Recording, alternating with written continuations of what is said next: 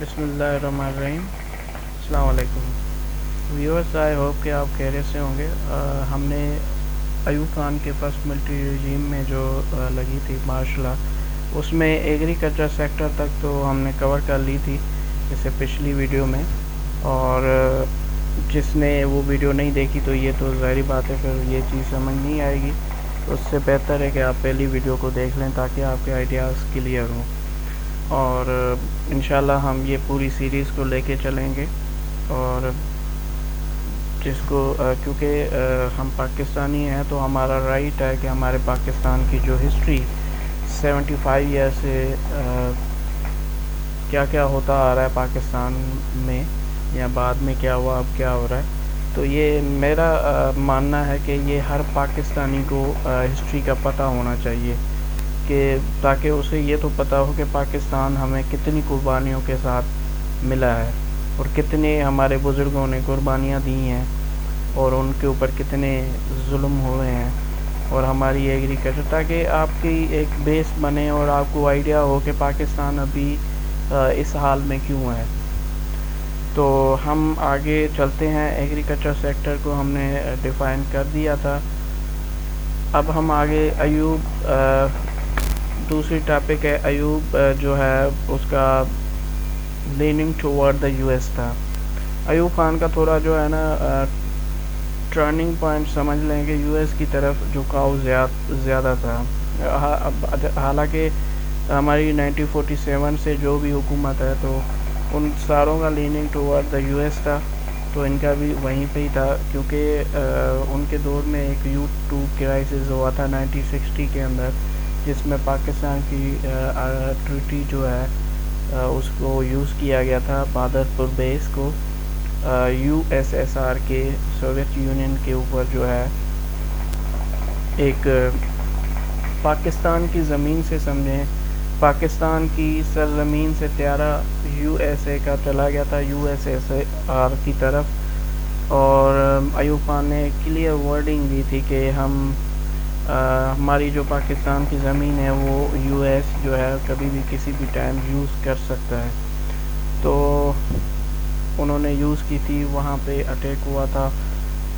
USSR کے، کیونکہ USSR کے ہم اس ٹائم الائنس نہیں تھے، تو USSR کی طرف ہمارا جھکاؤ نہیں تھا۔ یہ ذوالفقار علی بھٹو کے دور میں جو ہے وہ ان کی جب حکومت آئی تو انہوں نے سارے US کی طرف سے ہٹا کے USSR کی طرف موو ہو گئے تھے، لیننگ ان کا وہاں پہ جو ہے جھکاؤ چلا گیا تھا۔ تو یہ مختلف پاکستان کی مختلف حکومت کا جو ہے وہ جس سائڈ لیننگ ہو وہاں پہ چلے جاتے ہیں، تو یہ ایک ان کی دیکھیں بہادرپور بیس پاکستان کی یوز ہوئی تھی، حالانکہ ہونی نہیں چاہیے تھی، تو regional cooperation for development was signed with Iran and Turkey, تو اس ٹائم یہ ان کا سائن جو ہے وہ کیا گیا تھا،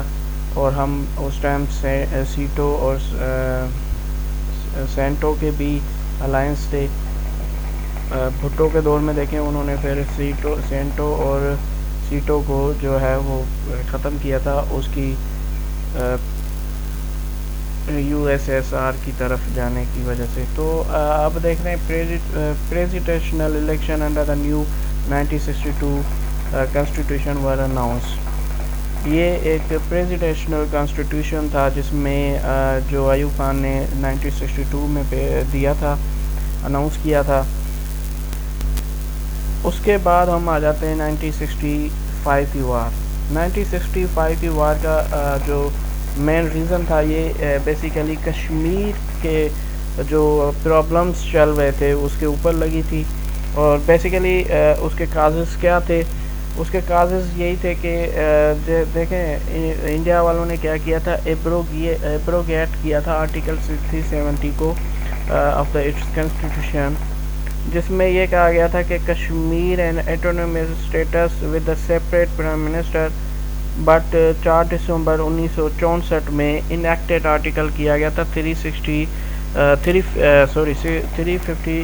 to 357، جس کا مطلب یہی ہے کہ جو Kashmir was the integral part of the India, جس کی وجہ سے ایک یہ وار شروع ہوئی تھی، اور پاکستان نے جا کے UN کے اندر دوبارہ اپیل کی تھی، لیکن رشین ویٹو نے اسے فرسٹریٹ کیا تھا، جس کی وجہ سے جو ہے پاکستان بہت دکھی بھی ہوئے، اور یہ ایشو ابھی تک ریزالو نہیں ہوا۔ پھر سیز فائر ان کے درمیان انٹرنیشنل بارڈر کے تھرو ہوئی تھی، جس میں جو ہے آہستہ آہستہ جو ہے نا slender claims to the other Kashmir of camped India would link up with Afghanistan from the Kashmir and crash the Pakistan۔ تو یہ چیزیں ساری جو ہے کازز تھی، کازز یہی تھا جنگ کا کہ کشمیر کے ایشو کے وار کی وجہ سے یہ جنگ شروع ہوئی تھی، جس میں جو ہے انڈیا کے اوپر جو پاکستان نے UN میں دوبارہ کی تھی اپیل، لیکن وہ بھی ان کی نہیں سنی گئی تھی۔ تو یہ چیزیں کازز میں ہم کہہ سکتے ہیں۔ تو اس کے بعد ایونٹ میں یہ تھا کہ 6 اکتوبر 1950 جو ہے 65 اس میں کیا ہوا تھا کہ انڈیا نے جو ہے نا انٹرنیشنل بارڈر کے تھرو فورس انہوں نے 2 کنٹریز پاکستان کے لاہور اور سیالکوٹ کو کیپچر کرنے کی کوشش کی تھی، جس کے نتیجے میں جو ہے وہ انڈیا کی یہی مطلب انڈیا کا یہی مقصد تھا، پرپس تھا کہ ہم پاکستان کے لاہور اور سیالکوٹ کو کور کر لیں گے، لیکن ہوا نہیں تھا۔ اور ان دنوں میں انڈیا کے اندر فلڈ بھی آئی ہوئی تھی، تو پاکستان کی جو آرمی ملٹری ٹروپس جو ہیں وہ انڈیا کے اندر گئے بھی تھے، لیکن مسئلہ یہ تھا کہ اس فلڈ کی وجہ سے وہ ٹروپس صحیح طریقے سے استعمال نہیں ہو سکے۔ تو یہ ساری چیزیں اس میں ہوئی تھی۔ اور اگر ہم رزلٹ کی بات کریں اس میں، تو رزلٹ کے حوالے سے دیکھیں 70 اس میں رزلٹ لکھنا ہے، رزلٹ کے حوالے سے ہم اگر بات کریں تو ان کا رزلٹ دیکھیں، basically 1964 war is one of the most curious wars in the history. Initially both sides claimed victory۔ سب دونوں سائڈ سے یہ سمجھ رہے تھے کہ ہم وکٹری ہے، لیکن بیسیکلی ان دونوں کی ہار تھی،